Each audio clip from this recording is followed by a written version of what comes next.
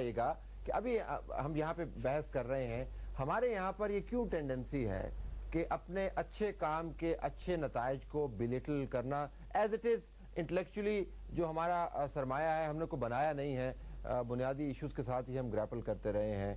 یہ سوال میں آپ کے سامنے لے کے آ رہا ہوں کہ اس تحریک کو ایک حصے تک محدود کرنے کی وجوہات آپ کی نظر میں کیا ہو سکتی ہے؟ Why is it like that? یہ ایک تاریخ میں ٹینڈنسی ہوتی ہے کہ جب بھی ریولوشن آتا ہے تو اس کے بعد کاؤنٹر ریولوشنری فورسز ایکٹیو ہو جاتی ہیں.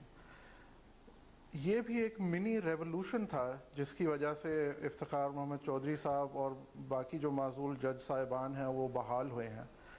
تو اب جن قوتوں نے انہیں معزول کیا تھا یا جو انہیں ریسٹور نہیں کر رہے تھے انہیں ایک شرمناک شکست ملی ہے، لیکن اپنی وہ ایک ڈیمیج کنٹرول ایکسرسائز میں چلے گئے ہیں کہ ٹھیک ہے ہمیں یہ کام کرنا تو پڑا، لیکن اس ساری بات کو ڈائیورٹ کر کے ٹریک سے نیچے لے جائیں اور کہیں کہ یہ ایک مخصوص گروہ کا ریولوشن تھا یا ان کی جد و جہد تھی یا پنجاب کی تحریک تھی. ایسے نہیں ہے. یہ جب سارے پاکستان کے عوام منظم اور متحد ہو کے نکلے ہیں اور جب حکومت کو انہوں نے جا کے گلے سے پکڑا ہے تب یہ کام ہوا ہے.